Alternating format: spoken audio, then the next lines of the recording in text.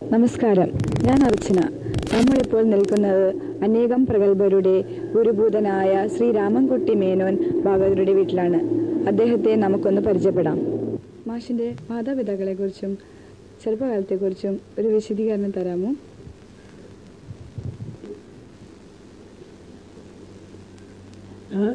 ചെറുപ്പകാലത്തിൽ സ്കൂളിൽ പഠിക്കുന്ന കാലത്ത് ഈ സംഗീത വാസനയുള്ള കാരണം ഈ ഓരോ ക്ലാസ്സിലും വല്ല പദ്യങ്ങളായിട്ടും എന്തെങ്കിലുമൊക്കെ ഉണ്ടെങ്കിൽ ഒക്കെ മാഷന്മാരെ എന്നെയാണ് ഏൽപ്പിക്കാറ്. അങ്ങനെ ഒരു വാസന എനിക്ക് സംഗീതത്തിൽ ഉണ്ട്. അങ്ങനെ ഇരിക്കുമ്പോൾ എൻ്റെ അച്ഛൻ ചേളായിൽ കൃഷ്ണനായടൻ എന്ന് പറഞ്ഞ ഒരാളാണ്. അദ്ദേഹം കൊച്ചി തിരുമല ദേവസ്വം ഹൈസ്കൂളിലെ മലയാളം അധ്യാപകനായിരുന്നു. അമ്മ പള്ളുരുത്തി പടിഞ്ഞാറ് തേവരായിട്ട് മീനാക്ഷി അമ്മ എന്ന ഉള്ളവർ വരുന്നു. അവർക്ക് രണ്ടുപേർക്കും സംഗീത വാസന ഉണ്ടായിരുന്നു. അതുകൊണ്ട് ഇനി ആ വാസന എനിക്കും സ്വതവേ സിദ്ധിച്ചു എന്ന് പറയണം. അങ്ങനെ അങ്ങനെ സംഗീതത്തിൽ എൻ്റെ ഏതെങ്കിലും രീതിയിൽ പഠിപ്പിക്കണം എന്ന് അച്ഛൻ ആഗ്രഹിച്ചുകൊണ്ടിരിക്കുകയാണ്. സംഗീത രംഗത്തേക്ക് കടന്നു വരാനുണ്ടായ സാഹചര്യം എന്താണ്? സംഗീതത്തിൽ എനിക്ക് വാസന ഉണ്ടായിരുന്നു എന്ന് പറഞ്ഞല്ലേ. അപ്പം അങ്ങനെ ഇരിക്കുമ്പോൾ അച്ഛനെ എന്നെ സംഗീതം പഠിപ്പിക്കണമെന്ന് ആഗ്രഹമുണ്ടായിരുന്നു. ഇങ്ങനെ ഇരിക്കുമ്പോൾ എന്നെ പഠിപ്പിച്ച ആശാൻ്റെ ഒരു സ്ഥാപനത്തിൻ്റെ ആനിവേഴ്സറിക്ക് അച്ഛനെ അധ്യക്ഷനായിട്ട് ആശാൻ ആദ്യം എന്നെ പഠിപ്പിച്ച ആശാൻ കുഞ്ചമ്പേര് ഭാഗവതർ എന്ന് പറഞ്ഞ ഒരാളാണ്. അദ്ദേഹം ഒരു സ്ഥാപനം നടത്തിയിരുന്നു, സംഗീത സ്കൂള്. അതിൻ്റെ ആനിവേഴ്സറിക്ക് അച്ഛനെ അധ്യക്ഷനായിട്ട് വിളിച്ചിരുന്നു. അപ്പോൾ അവിടെ അച്ഛൻ പ്രസംഗിച്ച് അവിടുത്തെ സംഗീതത്തിനെ സംബന്ധിച്ച് കുറേ ഇങ്ങനെ പറഞ്ഞു കഴിഞ്ഞപ്പോൾ അപ്പം തന്നെ അച്ഛന് എന്നെ സംഗീതം പഠിപ്പിക്കാൻ ആശാനെ ഏൽപ്പിക്കണമെന്നൊരു തോന്നൽ വന്നു. അങ്ങനെ എന്നെ ആശാനെ വിളിച്ച് ഇങ്ങനെ എന്നെ സംഗീതം പഠിപ്പിക്കണമെന്ന് പറഞ്ഞു. ആശാൻ വലിയ സന്തോഷമായിട്ടത് അംഗീകരിക്കുകയും ചെയ്തു. അപ്പം അങ്ങനെയാണ് ആശാൻ്റെ അടുക്കൽ ഞാൻ സംഗീതം അഭ്യസിക്കാനായിട്ട് തുടങ്ങിയത്. അപ്പോൾ സംഗീതം അവിടെ ആശാൻ്റെ അടുക്ക പഠിച്ചുകൊണ്ടിരിക്കുമ്പോൾ ആശാന് തന്നെ എന്നെ തമിഴ്നാട്ടിൽ പറഞ്ഞയച്ച് സംഗീതം പഠിപ്പിക്കണമെന്ന് ആഗ്രഹം. അങ്ങനെ അച്ഛൻ്റെ അടുക്കമെന്ന് പറഞ്ഞു ഇങ്ങനെ അണ്ണാമല സർവകലാശാലയിലും സർവകലാശാലയിൽ അയച്ച് പഠിപ്പിക്കണം എന്ന് പറഞ്ഞപ്പോൾ അന്നത്തെ അച്ഛൻ്റെ സാഹചര്യം അനുവദിക്കാത്തത് കാരണം അങ്ങനെ സംശയിച്ച് നിന്നിട്ട് ആശാൻ്റെ നിർബന്ധം കൊണ്ട് എന്നെ പറഞ്ഞയച്ചു. അങ്ങനെ അണ്ണാമല യൂണിവേഴ്സിറ്റിയിലും അത് കഴിഞ്ഞപ്പോൾ മദ്രാസ് മ്യൂസിക് അക്കാദമി എന്ന് പറഞ്ഞൊരു ഇതുണ്ട് മദ്രാസിൽ, അവിടെ ഒരു വർഷം അവിടെയും പഠിച്ചു. അങ്ങനെ 2 സ്ഥലത്തെയും സംഗീതം അഭ്യസിക്കുകയും അവിടെ കലാനിധി ടൈഗർ വരദാചാരി, ടി കെ രംഗാചാരി, ശാത്തൂർ സുബ്രഹ്മണ്യം, വജ്രവേലു മുതലിയാർ, സ്വാമിനാഥ പിള്ള, പൊന്നയ്യ പിള്ള മുതലായിട്ടുള്ള പോലെ കാളിദാസ് നീലകണ്ഠയ്യർ എന്ന പല ഗുരുക്കന്മാരിൽ നിന്നും എനിക്ക് സംഗീതം പഠിക്കാനായിട്ടുള്ള സാഹചര്യം കിട്ടി. അപ്പോൾ എനിക്കൊന്നും കൂടി സംഗീതത്തിലേക്ക് ഒന്നും കൂടി ഉത്സാഹവും സംഗീതം നാട്ടിൽ പോയാൽ പ്രചരിപ്പിക്കണം എന്നുള്ളൊരു ആഗ്രഹവും അങ്ങോട്ട് വർദ്ധിച്ച് അങ്ങനെ ഒരു 1945 ഞാൻ പരീക്ഷയൊക്കെ കഴിഞ്ഞ് പാസ്സായി ഇവിടെ എത്തി. മാഷ് സംഗീത കലാനിലയം തുടങ്ങാനുണ്ടായ സാഹചര്യം എന്താണ്? എൻ്റെ വൈഫിൽ നിന്നെല്ലാം സംഗീതം അറിയാവുന്ന ഒരു കൂട്ടത്തിലാണ്. വൈഫിൻ്റെ പേര് സരസ്വതി അമ്മ എന്ന് പറയും. അപ്പോൾ ഈ സംഗീതത്തിൽ ഒരു ക്ലാസ്സായിട്ട് തുടങ്ങിയാൽ കൊള്ളാമെന്ന് വൈഫിനും ആഗ്രഹമുണ്ടായിരുന്നു. അപ്പോൾ എനിക്കും ആഗ്രഹമുണ്ട്. പക്ഷേ സാഹചര്യം ഒത്തു വരുന്നിട്ട് വേണം അത് ചെയ്യാൻ വിചാരിച്ചുകൊണ്ടിരിക്കുമ്പോഴാണ് ഈ പള്ളുരുത്തി നട എന്ന് പറഞ്ഞൊരു സ്ഥലമുണ്ട്. അവിടെ കുറേ ആൾക്കാരെ കൂടിയിട്ട് ഒരു ക്ലാസ് നടത്തണമെന്ന് പറഞ്ഞ് നിർബന്ധമായിട്ട് എൻ്റെ അടുക്ക സമീപിച്ചു. അപ്പോൾ അതിന് പറ്റിയ സ്ഥലം അവിടെ വാട്ടർലി റോഡിൽ ഒരു കൊങ്ങണിശ്ശേരി എന്നും പറഞ്ഞൊരു വീടുണ്ട്. അവിടുത്തെ ഒരു അനന്തക്കമ്മത്ത് എന്ന് പറഞ്ഞൊരു ആൾ അങ്ങനെ കെട്ടിടത്തിൻ്റെ ഫ്രീ ആയിട്ട് എനിക്ക് ക്ലാസ് നടത്താനായിട്ട് അനുവദിച്ചു. അപ്പോൾ വലിയ സന്തോഷമായി. അവിടെ 16 വർഷം ഞാൻ അവിടെ ക്ലാസ് നടത്തി. ഒരുപാട് പുസ്തകങ്ങളൊക്കെ ഉണ്ടായിട്ടുണ്ട്. ഇത് വെറുതെ ഉണ്ടല്ല, കാലത്ത് തുടങ്ങിയാൽ വൈകുന്നേരം രാത്രി 8 മണി വരെ അവർക്ക് ചെവിക്ക്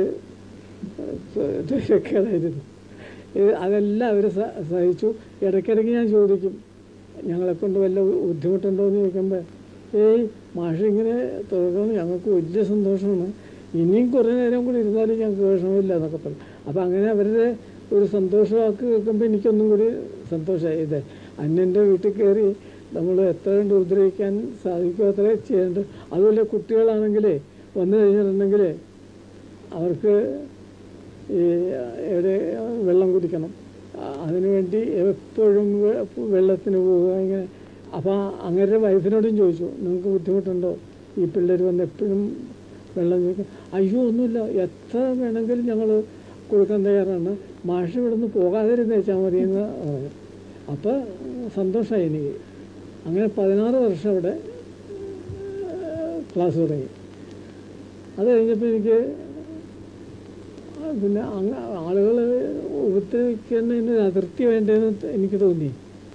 അവരൊന്നും മിണ്ടണില്ല, സന്തോഷമാണ്. എങ്കിലും അവിടെ നിന്ന് മാറാനായിട്ടുണ്ടെങ്കിൽ സാഹചര്യം വേണമല്ലോ എന്ന് വിചാരിച്ച് അങ്ങനെ ഇരിക്കുമ്പോഴാണ് ഇപ്പോൾ ഞാൻ സംഗീത കലാലയം നടത്തുന്ന ഒരു സ്ഥലം വിലയ്ക്ക് വാങ്ങാനായിട്ട് സാധിച്ചത്. പിന്നെ അത് അവിടെ വിലയ്ക്ക് വാങ്ങി അതിൽ ഒരു കെട്ടിടം സ്വന്തമായിട്ട് തന്നെ സാധിച്ചു. അപ്പോൾ സ്വന്തമായിട്ട് സ്ഥാപിച്ച് ക്ലാസ് നടത്താമെന്ന് വന്നപ്പോൾ ഒന്നും കൂടി ഇൻട്രസ്റ്റായി. ചെന്നിരിക്കുമ്പോൾ തന്നെ ഇതെൻ്റെ സ്വന്തം സ്ഥലമാണല്ലോ എന്ന് തോന്നുമ്പോൾ പാട്ട് താനേ വരും. അങ്ങനെയൊക്കെ അങ്ങനെ കുറേ നാൾ. അപ്പോൾ അവിടെയാണ് ഇതുവരെ ഇങ്ങനെ. അതിൽ അയൽവക്കത്തുകാരോടും ചോദിക്കും ഞാൻ പോയിട്ടേ, നിങ്ങൾക്ക് എന്നെ കൊണ്ട് വലിയ ഉപദ്രവമുണ്ടോ എന്ന് ചോദിക്കുമ്പോൾ അവരും പറയും, അവരും ഈ ഇങ്ങനെ പറഞ്ഞ മാതിരി തന്നെ പറയാറുണ്ട്, മാഷ ഒന്നും സാരമില്ല, എത്ര വേണമെങ്കിലും എത്ര ഒച്ചയിൽ പാടിയാലും ഞങ്ങൾക്ക് ഇങ്ങനെ ഒരു സ്ഥാപനം ഇവിടെ ഉണ്ടല്ലോ എന്നുള്ളതാണ് ഞങ്ങളുടെ സന്തോഷം എന്ന് പറഞ്ഞ്. അപ്പം അങ്ങനെ അവിടെ ആ സ്ഥാപനം വളരെ അന്തസ്സായിട്ട് എനിക്ക് ധൈര്യപൂർവ്വം നടത്താൻ സാധിച്ചു. ഇത് അയൽവക്കത്തിലുള്ളവരെല്ലാവരും എൻ്റെ പങ്കിലാണ്. അപ്പോൾ അത് കാരണം സന്തോഷം നന്നായിട്ടുണ്ടായിരുന്നു. അതുകൊണ്ട് സ്ഥാപനവും ഉയർത്തിക്കൊണ്ടുപോകാൻ എനിക്ക് സാധിച്ചു. അത് അവിടെ എന്താ ആവശ്യമുണ്ടെങ്കിലും അയൽവക്കത്ത് പറഞ്ഞാൽ അത് കഴിഞ്ഞിട്ട് അവർ വേറൊരു കാര്യത്തിന് പോകുള്ളൂ. അത്രയ്ക്ക് സ്നേഹമായിരുന്നു. അപ്പോൾ അതിൽ നിന്നും ഈ പരിസരങ്ങളും കൂടി ഒരു സ്ഥാപനത്തിൻ്റെ ഉയർച്ചയ്ക്ക് ആവശ്യമാണെന്നുള്ളത് മനസ്സിലായി എനിക്ക്. അപ്പം അങ്ങനെ ഞാനിവിടെ സ്ഥാപനം നടത്തിക്കൊണ്ട് പോരുകയാണ് ഇപ്പോൾ. മാഷിൻ്റെ കുടുംബത്തെക്കുറിച്ചൊന്ന് പറയാമോ? എൻ്റെ കുടുംബത്തിൽ ഞാൻ, എൻ്റെ അമ്മ, അച്ഛൻ, ആദ്യകാലത്ത് അവരായിരുന്നല്ലോ. അതിനുശേഷം പിന്നെ വിവാഹമൊക്കെ കഴിഞ്ഞ് 2 കുട്ടികളുണ്ട്. പെങ്ങളും ആരും ഒന്നുമില്ല? ആങ്ങളും പെങ്ങളൊന്നും? ഞാൻ ഒരൊറ്റ ആളാണ്. അതുകൊണ്ട് തന്നെ സംഗീതം കുറച്ച് കൂടുതൽ ഉയർത്തിക്കൊണ്ടുപോകാൻ സാധിച്ചു. വേറൊരാളും തടസ്സത്തിനുണ്ടാവില്ലല്ലോ. അപ്പോൾ പിന്നെ വിവാഹത്തിന് ശേഷം 2 കുട്ടികളുണ്ട്. അതും സർക്കാർ പറഞ്ഞ മാതിരി തന്നെ 2 കൊണ്ട് അവസാനിപ്പിച്ച് ഞങ്ങൾ. അങ്ങനെ അവിടെയും സംഗീതത്തിൽ ഞങ്ങൾക്ക് കൂടുതൽ ശ്രമിക്കാൻ സാധിച്ചു. അല്ലെങ്കിൽ പിന്നെ ഒരുപാട് ആളുകളെ സംരക്ഷിക്കേണ്ടി വരുമ്പോൾ ശിഷ്യന്മാരെ ദ്രോഹിക്കേണ്ടി വരും. അപ്പം അങ്ങനെ ശിഷ്യന്മാരെ ദ്രോഹിക്കാതിരിക്കാൻ എനിക്ക് വളരെ ഒരു വഴി കാട്ടിയത് ഈ 2 കുട്ടികളെ കൊണ്ട്. അവർ പഠിക്കുന്നതിൽ നല്ല കുറച്ച് കൊള്ളാവുന്നവരായതുകൊണ്ട് പഠിച്ചിട്ട് ഒരു മകൻ മുരളീധരൻ എന്ന് പറയും. അയാൾ തേവര കോളേജിലെ പ്രൊഫസറാണ്, മലയാളം പ്രൊഫസറാണ്. അപ്പോൾ അയാൾക്ക് സംഗീത വാസനയുണ്ട്, സംഗീതം കുറേയൊക്കെ പഠിച്ചിട്ടുണ്ട്. മകള് ഓയിൽ റിഫൈനറി സ്കൂളുണ്ടല്ലോ, അമ്പലമുകൾ, അവിടെയും മലയാള അധ്യാപികയാണ്. അത് മകളാണ്, രാജകുമാരി എന്നാണ് പേര്. അങ്ങനെ രണ്ടുപേരും മലയാളത്തിൽ. സംഗീതത്തിൽ ആണ് ഞാൻ. ആരും സംഗീതത്തിൽ പോകുന്നില്ല. സംഗീതത്തിൽ പോരാന്ന് വെച്ചാൽ എൻ്റെ അച്ഛൻ മലയാളമായിരുന്നല്ലോ. അച്ഛൻ്റെ പ്രേരണ കൊണ്ട് അവർ മലയാളത്തിലേക്ക് വേണ്ടി, എൻ്റെ പ്രേരണ കൊണ്ട് അവർ കുറേ സംഗീതം പഠിച്ചു. അപ്പോൾ മലയാളത്തിലും സംഗീതത്തിലും അവർക്ക് കുറച്ച് വാസന, കുറച്ച് കാര്യങ്ങളായിട്ട് കൈകാര്യം ചെയ്യാൻ സാധിച്ചിട്ടുണ്ട്. അപ്പം അങ്ങനെ അവർ രണ്ടുപേരും അങ്ങനെ അതിലൊരാൾ ആലുവയിലെ ഒരു പേരേക്കാട് ഒരു ഇന്ദിരാദേവി എന്ന് പറഞ്ഞൊരു സ്ത്രീയാണ് മകൻ കല്യാണം കഴിച്ചിരിക്കുന്നത്. അത് കൊച്ചി ഇത് എക്സ്പോർട്ട് ഏജൻസി ഓഫീസുണ്ടല്ലോ തോമ്പടി, അവിടെ അസിസ്റ്റൻ്റ് ഡയറക്ടറാണ് വൈഫ്, അയാളുടെ വൈഫ്. പിന്നെ മകളുടെ ഹസ്ബൻഡ് കൊച്ചിൻ യൂണിവേഴ്സിറ്റിയിലെ എഞ്ചിനീയറായിരുന്നു. അയാൾ ഒരു 3-4 വർഷത്തിന് മുമ്പ് മരിച്ചുപോയി. ബാക്കി കുടുംബാംഗങ്ങളൊക്കെ അങ്ങനെ. പിന്നെ ഈ മകന് ഒരു മകളുണ്ട്, അതും മകൻ ഒരാളായി, ഒരു മകൾ മാത്രമേ ഉള്ളൂ മകന്. മകൾക്ക് 2 മക്കളുണ്ട്. അതിലൊരാൾ ഇലക്ട്രോണിക് എഞ്ചിനീയറായിട്ട് മദ്രാസിൽ ജോലിയായിട്ട് പോയിട്ടുണ്ട്. മകള് 12th പഠിക്കുന്നു. അങ്ങനെ ഞങ്ങൾ എല്ലാവരും സൗഹാർദ്ദ നിലയിലാണ് ജീവിച്ചിട്ടുള്ളത്. അതിലൊരു വിശേഷം എന്താ വെച്ചാൽ, അച്ഛനും മക്കളും എന്നുള്ള നിലയിലല്ല, കൂട്ടുകാരെന്നുള്ള നിലയ്ക്കാണ് ഞങ്ങൾ ജീവിച്ചിരുന്നത്. അതും ഈ സംഗീതത്തിന് എനിക്ക് കൂടുതൽ അഭിവൃദ്ധിപ്പെടുത്താനായിട്ട് സാഹചര്യം കിട്ടി. മക്കളൊക്കെ എതിരാണെങ്കിൽ അതും ബുദ്ധിമുട്ടാണേ. അപ്പോൾ അതൊന്നും കൂടാണ്ട് സാധിച്ചു. അപ്പം അങ്ങനെയാണ് നമ്മുടെ കുടുംബം, ഒരു ചെറിയ കുടുംബമാണ്. അങ്ങനെ അതിലിപ്പോൾ ഞാനും വൈഫുമാണ് ഇപ്പോൾ ഇവിടെ സെറ്റിലായിരിക്കുന്നത്. മറ്റുള്ളവരാരും വഴക്കിട്ട് പോയതല്ല, സാഹചര്യം കൊണ്ട് അല്പം മാറി എന്ന് മാത്രമേ ഉള്ളൂ. ഇപ്പോഴും വലിയ സ്നേഹത്തോടു കൂടിയാണ് ജീവിക്കണേ ഞങ്ങൾ. പേരക്കുട്ടികളാരും സംഗീതത്തിലേക്ക് വന്നില്ലേ? പേരക്കുട്ടികൾ അതിൽ പിന്നെ മകനൊരു മകളുണ്ട്, ഒരു സുമി എന്ന് പറഞ്ഞിട്ട്. അവൾ MSc ആണ്. വിവാഹം കഴിച്ച് ഹസ്ബൻഡ് മസ്കറ്റിലാണ്. അപ്പോൾ അത് കാരണം അവൾ അങ്ങോട്ട് പോയി. അപ്പോൾ അവൾ കുറച്ച് സംഗീതം പഠിച്ചിട്ടുണ്ട്, കുറച്ച് വീണ വായിക്കും. അവളുടെ വീണയാണ് ഈ ഇരിക്കുന്നത്, വീണ വായിക്കും. പിന്നെ മകളുടെ മക്കളും സംഗീതം അഭ്യസിച്ചിട്ടുണ്ട് വോക്കലായിട്ട്. അപ്പം അങ്ങനെ അവർ രണ്ടുപേരും പിന്നെ സംഗീതം, അങ്ങനെ പൊതുവെ ഞങ്ങളെല്ലാവരും സംഗീതം സ്വീകരിച്ചിട്ടുണ്ട്. ആരും എതിരായിട്ട് നിന്നിട്ടില്ല. ചിലരുണ്ട് സംഗീതം കേട്ടാൽ അയ്യോ ബുദ്ധിമുട്ടുണ്ട് എന്ന്, അങ്ങനെ അല്ല. ഞങ്ങളുടെ കുടുംബക്കാരെല്ലാവരും സംഗീതത്തിൽ വാസനയുള്ളവരായിരുന്നു. അപ്പം അങ്ങനെ ഞങ്ങളുടെ ഈ കുടുംബം എങ്ങനെയായിരുന്നു. മാഷിൻ്റെ പ്രധാനപ്പെട്ട ശിഷ്യന്മാരെ കുറിച്ചൊന്ന് പറയാമോ? എന്നെ സംബന്ധിച്ച് എൻ്റെ ശിഷ്യന്മാരെല്ലാവരും പ്രധാനപ്പെട്ടവരാണ്. എങ്കിലും ഈ വിദ്യ കൂടുതൽ സമ്പാദിച്ച് ഭാഗ്യം കൊണ്ടും ഈശ്വരാനുഗ്രഹം കൊണ്ടും ഉയർന്നിട്ടുള്ളവർ നോക്കുകയാണെങ്കിൽ, ആദ്യത്തെ ബാച്ചിൽ പള്ളുരുത്തി ബ്രദേഴ്സ് എന്നും പറഞ്ഞ് 2 പേരുണ്ടായിരുന്നു. ഒന്ന് ഒരു PS നാരായണ ഷെണായി, ഇത് VV നാരായണ പ്രഭു. ഇവർ 2 പേരും കൂടി പള്ളുരുത്തി ബ്രദേഴ്സ് എന്നുള്ള നിലയിൽ വരുന്നതാണ്. അതിൽ VV നാരായണ പ്രഭു എന്ന് പറഞ്ഞ ആൾ 3-5 വർഷത്തിന് മുമ്പ് ഞങ്ങളെ വിട്ടുപോയി. അവർ 2 പേരും ധാരാളം കച്ചേരികൾ നിലവാരമുള്ള സ്ഥലത്തൊക്കെ നടത്തിയിട്ടുള്ളവരാണ്. പിന്നെ പറയാനായിട്ട് ഏറ്റവും സന്തോഷം, ഒരച്ഛൻ എന്നുള്ള അവർക്ക് സംഗീതം പാടില്ല എന്നല്ല, സാധാരണ അവർ അതിലേക്ക് അത്രയ്ക്കും ഇൻട്രസ്റ്റ് കൊടുക്കാറില്ല കർണാടക സംഗീതത്തിൽ. എങ്കിലും അതിൽ നല്ല പ്രാവീണ്യം സമ്പാദിച്ച് ഒരു കച്ചേരി ചെയ്യത്തക്കാന്നൊരു നിലയിലായിട്ടുണ്ട് ഒരു ഫാദർ ഡൊമിനിക് മാളിയേക്കൽ എന്ന് പറഞ്ഞൊരു അച്ഛൻ. പിന്നെ ഇതിനൊക്കെ പുറമെ ഏറ്റവും ഉയർന്നു വന്നിട്ടുള്ള ഒരു പ്രധാന ശിഷ്യനാണ് യേശുദാസൻ. യേശുദാസിനെ പറ്റി ആദ്യം പറയാൻ എന്താണെന്ന് വെച്ചിട്ടുണ്ടെങ്കിൽ, ആദ്യം പറഞ്ഞു കഴിയുമ്പോൾ പിന്നെ അതിൻ്റെ പിന്നെയുള്ളവരൊക്കെ അതിൻ്റെ ഇത് കുറയണ്ട. എന്നുവെച്ചാൽ ആദ്യമുള്ളവരെ കഴിഞ്ഞിട്ട് ആകാലം വെച്ചിട്ടാണ്. പക്ഷേ യേശുദാസൻ ഉയർന്നു വന്നത് എൻ്റെ സ്ഥാപനത്തിന് ഒരു നല്ല സൽപ്പേരിന് ഇടവന്നുണ്ട്. അപ്പോൾ അയാൾക്ക് എനിക്കൊരു ഗുരുദക്ഷിണ തരാൻ സാധിച്ചത് ഇതുകൊണ്ടാണ്. വിദ്യ സമ്പാദിച്ച് ഒരു നല്ല നിലയിൽ ഉയർന്ന് വന്നപ്പോൾ ഈ സ്ഥാപനത്തിൽ യേശുദാസൻ പഠിച്ചാണെന്ന് വന്നപ്പോൾ സ്ഥാപനത്തിനൊരു വില വന്നില്ലേ. അപ്പോൾ അതുകൊണ്ട് ആ സ്ഥാപനത്തിൻ്റെ ഉയർച്ചയ്ക്ക് വേണ്ടി അയാൾ എനിക്കൊരു ദക്ഷിണ തന്നതാണ്. അയാൾ ഉയർന്നു വന്നു എന്നുള്ളത് തത്വം. അപ്പം അങ്ങനെ അയാളായി. പിന്നെ ഗായത്രി ശ്രീകൃഷ്ണൻ എന്ന് പറഞ്ഞ്, ഈ ശ്രീകൃഷ്ണൻ എന്ന് പറയുന്ന ഹസ്ബൻഡാണ്. അങ്ങനെ ഡൽഹിയിൽ ഈ റേഡിയോ സ്റ്റേഷനിലെ മ്യൂസിക് ഡയറക്ടറൊക്കെയാണ് ഇപ്പോൾ.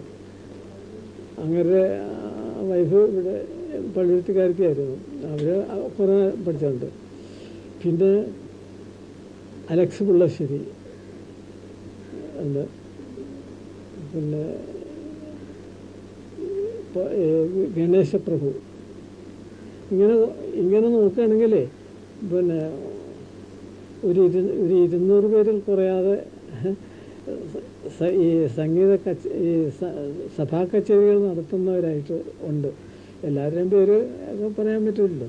ഇത്രയും തന്നെ പറയുമ്പോൾ മറ്റുള്ളവർക്ക് എന്ത് അത് തോന്നുമില്ല. എന്ന് വെച്ചാൽ എന്നെ സംബന്ധിച്ച് അവർക്ക് അങ്ങനെ ഒരു കാര്യമുണ്ട്. 2 പേരെ പറ്റി പറഞ്ഞു എന്ന് വെച്ചിട്ട് ഞങ്ങളെ പറ്റി പറഞ്ഞില്ലല്ലോ എന്ന് അവർക്ക് തോന്നുമില്ല. എന്താ വെച്ചാൽ അവർക്കറിയാം എല്ലാവരെയും എനിക്ക് സ്നേഹമാണ്. പിന്നെ സാഹചര്യത്തിൽ ഞാനെങ്ങനെ പറയാതിരിക്കാൻ നിങ്ങൾ എണീറ്റ് പോകും എല്ലാവരും. അപ്പം അതുകൊണ്ട് അത് പറയുന്നില്ല. എന്നാൽ ഇത്രയും പേരൊക്കെ വലിയ ആൾക്കാരാണ്. പിന്നെ സ്നേഹത്തിൽ പറഞ്ഞു. പിന്നൊരു KG ഇന്ദിര, വിജയലക്ഷ്മി എന്നും പറഞ്ഞ് അവരും പള്ളുരുത്തി സിസ്റ്റേഴ്സ് എന്നും പറഞ്ഞ് ഒരു ആദ്യകാലത്താണ് അത്. അതിൽ വിജയലക്ഷ്മി ഇപ്പോൾ മദ്രാസിലാണ്. പിന്നെ അപ്പം അങ്ങനെ ഇതിൽ പൊതുവെ പറഞ്ഞിട്ടുണ്ടെങ്കിൽ സംഗീതത്തിൽ ധാരാളം ശിഷ്യന്മാർ ഈ സഭാ കച്ചേരികൾ നടത്തിയിട്ടുള്ളവരായിട്ടുണ്ട്.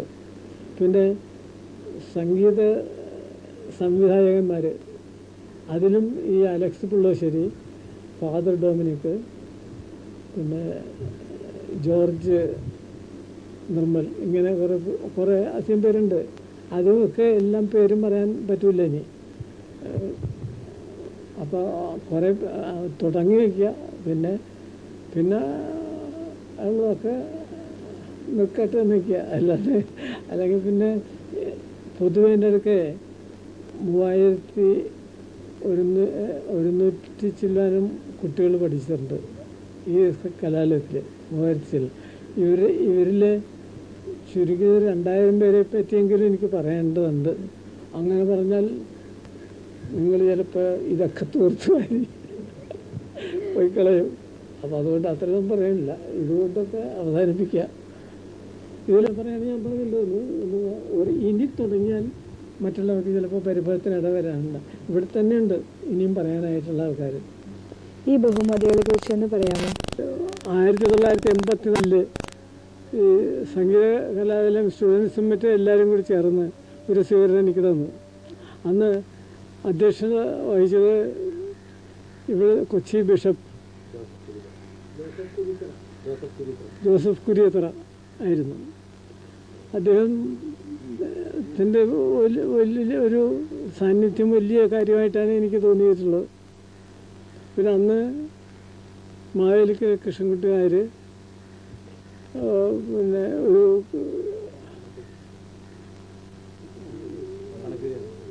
പണക്കിഴി സംഭവിച്ചു. അങ്ങനെ വകയല്ല, ഇവരുടെയൊക്കെ ആയിട്ട് തന്നു. പിന്നെ എസ് രാമനാഥൻ എന്ന് പറഞ്ഞൊരു വലിയ സംഗീത വിദ്വാനുണ്ടായിരുന്നു. അദ്ദേഹം എന്നെ പൊന്നാടി അണിയിച്ചു. അന്നും യേശുദാസൻ പിന്നെ ഒരു മാല, ആദ്യം മാല ഇടിയിപ്പിക്കാൻ പോയിട്ട് പിന്നെ വേണ്ടെന്നും പറഞ്ഞ് ഗുരുദാസന് അങ്ങനെ കൊടുക്കാൻ പാടില്ല എന്നും പറഞ്ഞ് കൈകൊണ്ട് തന്നെ നീട്ടി വാങ്ങിപ്പിച്ച് അന്നും വളരെ സന്തോഷത്തോടെയുള്ള കാര്യം നടത്തി, ഒരു കച്ചേരി നടത്തിയിട്ട് സന്തോഷമായിട്ട് പിരിഞ്ഞു. അപ്പം അങ്ങനെ ശിഷ്യന്മാരൊക്കെ അങ്ങനെ വലിയ കാര്യമായിട്ടിരിക്കണതുകൊണ്ട് എനിക്കൊരു പ്രത്യേകത തോന്നി വെക്കണമെന്ന് വെച്ചാൽ, മരിക്കണതിൽ എനിക്ക് ഭയമില്ല. എൻ്റെ അച്ഛനും മരിക്കണതിൽ ഭയം ഉണ്ടായിരുന്നില്ല. അത് കേട്ട് എനിക്കും മരിക്കണതിൽ ഭയമില്ല. പിന്നെ പോരാത്തതിന് ഈ പേപ്പർ എടുത്താൽ മരണമാണ് കാണാറ്. അപ്പം അങ്ങനെ കേട്ട് മരിക്കുക എന്നുള്ളത് വലിയൊരു കാര്യമല്ല എന്ന് വരെ എത്തിയിട്ടുണ്ട്. എങ്കിലും അടുത്തൊരു ജന്മം ഉണ്ടെങ്കിൽ ഇതുമാതിരി തന്നെ ഗുരുശിഷ്യ ബന്ധത്തോടുകൂടി ജീവിച്ചാൽ കൊള്ളാമെന്നൊരാഗ്രഹം ഇനി അടുത്തതിനാണ്. ഇപ്പം ഏതാണ്ട് തീർന്ന മട്ടിലാണ്. ഇനിയിപ്പോൾ അവിടുന്ന് പാസ്പോർട്ടൊക്കെ ശരിയാക്കുന്നുണ്ട് അവിടെ, അതുകൊണ്ട് വരണം എന്ന് മാത്രമേ ഉള്ളൂ. അപ്പോൾ അതുകൊണ്ട് ഇതുവരെ ഉള്ളത് ഇങ്ങനെ തന്നെ. അപ്പോൾ അടുത്തതിന് ഉള്ള ചാൻസ് ഉണ്ടെങ്കിൽ അതവിടെ ചെന്നിട്ടോ പറ്റുമെങ്കിൽ പറയും ഞാൻ. ഇനിയും ഒരു സംഗീത ഗുരുനാഥനായിട്ട് വിടണം. അപ്പോൾ നമ്മുടെ ശിഷ്യന്മാരുടെ മക്കളൊക്കെ ഉണ്ടാവും, അവരൊക്കെ ആയിട്ടങ്ങനെ ഒരു പ്രാവശ്യം കൂടി സന്തോഷിച്ചാൽ കൊള്ളാമെന്നുണ്ടെന്ന് പറയും. അത്രയ്ക്ക് ഒരേ കുടുംബത്തിൽപ്പെട്ടവരായിട്ടാണ് ഞാനും എൻ്റെ ശിഷ്യന്മാർ, ഈ 3000 ചില്ലാനും ശിഷ്യന്മാരെന്ന് പറഞ്ഞില്ലേ, അവരെല്ലാവരും ഒരേ കുടുംബത്തിൽപ്പെട്ടവരുടെ മാതിരിയാണ്. പിന്നെ ഞങ്ങൾക്കൊരു പ്രധാന കാര്യം എന്താ വെച്ചാൽ, ഞങ്ങൾ വിശ്വസിക്കുന്ന മതത്തിൽ നിന്നും കൊണ്ട് അന്യമതങ്ങളെ സ്നേഹിക്കുകയും ബഹുമാനിക്കുകയും ചെയ്യുന്ന ഒരു സ്ഥാപനമാണിത്. അതുകൊണ്ട് ഒരാൾക്കും പിന്നെ മറ്റൊരു മതത്തെ നിന്ദിക്കാനോ അവരുടെ മനസ്സ് അനുവദിക്കില്ല. അതെനിക്ക് നല്ല ബോധ്യമാണ്. പിന്നെ ലഹരി സാധനങ്ങൾ ഉപയോഗിക്കാതെ സംഗീതം കൈകാര്യം ചെയ്യാമെന്ന് ഞങ്ങൾ തെളിയിച്ചു. അതിന് ഇവരെല്ലാവരും, എൻ്റെ ശിഷ്യന്മാരെല്ലാവരും അവർ തുണച്ചിട്ടുണ്ട്. അത് ആവശ്യമില്ല എന്നുള്ളത് അവർ സമർത്ഥിച്ചു. എല്ലാവർക്കും അറിയാം, മറ്റേ സംഗീതം കല കൊണ്ടു നടക്കണമെങ്കിൽ ഇത്തിരി എന്തെങ്കിലും ഉപയോഗിക്കണം എന്നൊരു തോന്നൽ ഉണ്ടായിരുന്നു. അത് ഞങ്ങളായിട്ട് നിർത്തി. ഞങ്ങളുടെ സ്ഥാപനത്തിൽ ഒരാളും പിന്നെ അത് ഞങ്ങളുടെ സ്നേഹം കൊണ്ടാണ് ഇത് ഉപയോഗിക്കുക എന്നുള്ള ഒരു രീതിയിൽ നിന്ന്. അങ്ങനെ ജീവിതത്തിലും ഞങ്ങൾ സംഗീതത്തിനെ വലിയ കാര്യമായിട്ടൊക്കെ ഉപയോഗിച്ചിട്ടുണ്ട്. അപ്പം അങ്ങനെ ഒരു ഭാഗ്യത്തിൽ കൂടി വന്നത് കാരണം അടുത്ത ജന്മവും കൂടി ഒന്ന് വന്നാൽ കൊള്ളാമെന്ന് ഒരു തോന്നുന്നുണ്ട്. അത് സാധിക്കുമെങ്കിലേ ഉള്ളൂ, അവിടെ ചെന്നാലും അറിയാൻ പാടുള്ളൂ. പിന്നണി ഗാന രംഗത്ത് മറ്റാരെങ്കിലും ശിഷ്യന്മാരുണ്ടോ? സംഗീതത്തിൽ ഉന്നതമായിട്ടുള്ള സ്ഥാനത്തെത്തിയിരിക്കുന്നത് യേശുദാസനാണ്. അത് കഴിഞ്ഞ് ഇങ്ങോട്ട് പോന്നാൽ ഡെലീമ, ജെൻസി, മഞ്ജു മേനോൻ, പിന്നെ സെൽമ ജോർജ്, പ്രദീപ്, ഇങ്ങനെ ഉണ്ട്. ഇനിയും വേറെ ചിലപ്പോൾ അപൂർവം ചിലപ്പോൾ ഒരെണ്ണോ മറ്റേ പാടിയിട്ടുള്ളവരൊക്കെ ഉണ്ടാവും. എങ്കിലും പൊതുവെ അറിയാവുന്നവർ ഇത്രയും പേര് ഉണ്ട്. അവരൊക്കെ ഒരു നല്ല നിലയിൽ ഉയർന്നു വരുന്നുണ്ട്. അതിലെനിക്ക് സന്തോഷമുണ്ട്. അത് ഒരു പാട്ട് കൊണ്ട് തീർത്തിട്ടില്ല അവർക്ക് പിന്നെയും അതിൽ ചാൻസ് കിട്ടുന്നുണ്ട്. അതായത് കൊള്ളാമെന്നൊരു അഭിപ്രായത്തിൽ വരുമ്പോഴല്ലേ അങ്ങനെ കിട്ടുള്ളൂ. അതങ്ങനെ അവർക്ക് കിട്ടുന്നുണ്ടല്ലോ എന്ന് വലിയൊരു സന്തോഷമുണ്ട്. പിന്നെ ഒരുപാട് പേര് ഇനിയും ശ്രമിക്കുന്നുണ്ട്. അവരും ചിലപ്പോൾ എത്തിയേക്കും. അങ്ങനെ എത്തട്ടെ എന്ന ഒരാഗ്രഹം എനിക്കുണ്ട്. ഇവിടെ നിന്ന് സംഗീതം പഠിച്ചുപോയ എത്ര പേർ അതുകൊണ്ട് ജീവിക്കുന്നുണ്ട്?